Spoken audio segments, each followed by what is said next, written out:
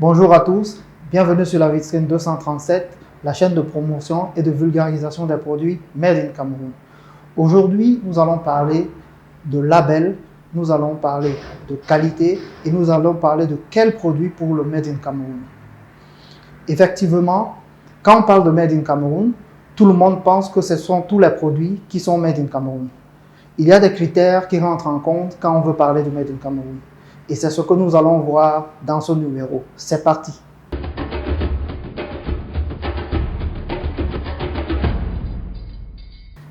Il y a beaucoup de produits qui sont fabriqués dans notre pays. Ça va des boissons gazeuses, des chocolats, des yaourts et toute la panoplie de produits que vous connaissez. Mais est-ce que tous ces produits-là sont des produits Made in Cameroun? Faut-il forcément produire au Cameroun pour dire que c'est du Made in Cameroun? Effectivement, il y a une société de droit camerounais qui a mis en place un référentiel. Ce référentiel s'appelle Origine Cameroun Certifié. C'est un référentiel qui est un label qui fait en sorte qu'une fois que vous avez un produit, quand il est labellisé, ça veut dire qu'il a rempli un certain nombre de conditions. Il faut savoir ce que c'est qu'un label pour aller plus loin dans notre réflexion.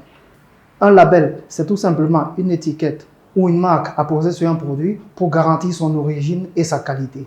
Et ainsi, le produit qui est labellisé, on saura que c'est un produit de qualité parce qu'il aura rempli un certain nombre de conditions qui feront en sorte que son suivi, sa qualité et son origine sont certifiés. Et c'est pour ça qu'on parle de Origine Cameroun certifiée. Le label dont il est question ici, Origine Cameroun certifiée, est un label qui a été mis en place par une société de droit camerounais appelée AB Certification Afrique Subsaharienne. Ce label a été mis en place dans des conditions assez particulières. Nous allons recevoir le responsable de AB Certification qui nous expliquera sa mise en place, les conditions, comment est-ce qu'ils opèrent pour labelliser des produits. Une fois donc que nous avons parlé de ce qu'on appelle le label, il faut savoir que le label exige de ce qu'on appelle la qualité. Qu'est-ce que la qualité pour un produit? La qualité, c'est tout simplement un produit de qualité. C'est tout simplement un produit qui remplit les conditions pour satisfaire le consommateur. En d'autres termes, c'est un produit qui satisfait le consommateur, qui répond à ses attentes, qui répond à ses exigences. Voilà ce qu'on appelle un produit de qualité. La démarche qualité pour une entreprise, parce qu'il faut voir le produit dans sa globalité. Toute personne qui aimerait se lancer dans le Made in Cameroun va forcément créer une entreprise, parce que c'est en ça que l'économie profite. Il y a l'entreprise, on crée des emplois et on remplit un certain nombre de conditions. Quelles sont ces conditions donc qu'on remplit quand on parle du Made in Cameroun en termes d'entreprise? Il faut savoir qu'il y a un certain nombre de règles qu'il faut respecter quand on veut être labellisé. Et cette démarche qualité commence par plusieurs choses. La première règle pour l'entreprise, c'est de respecter le code du travail. La seconde règle, c'est de respecter le code du commerce. La troisième règle, c'est de respecter la réglementation d'hygiène, de sécurité et de protection de l'environnement. Voilà à peu près quelques qualités qu'il faut remplir, quelques conditions qu'il faut remplir pour être labellisé et pour avoir une démarche qualité.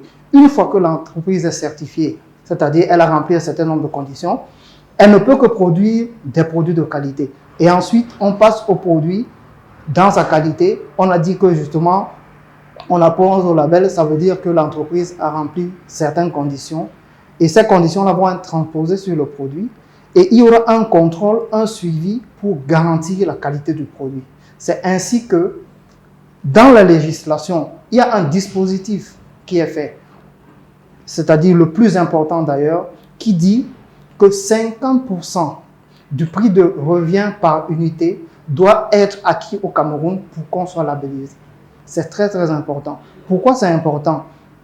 Il faut savoir que en France, par exemple, c'est 45%. Il faut que tous les éléments qui rentrent dans la production et la commercialisation et puis la fabrication de produits soient à 50%, à 45% ancrés en France. Au Cameroun, nous sommes beaucoup plus exigeants. Nous sommes à 50%. Pourquoi c'est 50%?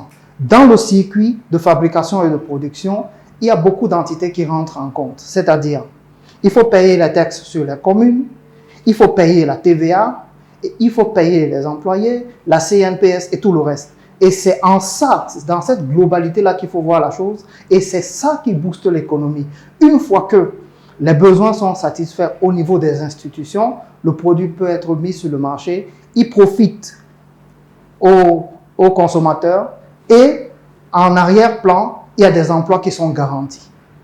Nous allons maintenant aborder la question des labels et des appellations. Nous savons qu'il y a beaucoup d'appellations pour certains produits qui sont labellisés. On parle de IGP, on parle de AOP, on parle de bio, on parle de halal. Et nous allons un peu insister sur le halal parce que beaucoup de gens ne le savent pas, mais le Cameroun a justement un label halal qui a été toujours mis en place par AB Certification Afrique subsaharienne. Dans sa globalité, le halal, c'est quoi? Il faut comprendre que le Cameroun compte à peu près 25 millions de personnes. Et parmi ces 25 millions de personnes, il y a un tiers de musulmans. Un tiers de musulmans, ça représente à peu près 8 millions de personnes. C'est une niche suffisamment importante pour s'engouffrer là-dedans. C'est la raison pour laquelle des imams ont été formés pour reconnaître des problèmes et les certifier halal pour cette population-là. Et justement, quand nous allons recevoir le responsable de la certification, il nous expliquera les conditions dans lesquelles ce label a été mis en place. Il nous expliquera aussi, justement, quelles sont les appellations les plus importantes qu'on a au Cameroun et surtout la plus importante pour le moment qui est l'IGP. L'IGP, vous devez comprendre, on a un produit qui est IGP aujourd'hui, c'est-à-dire le poivre de Penja. Le poivre de Penja, effectivement, c'est un produit IGP. Nous allons donc un peu insister sur le label IGP.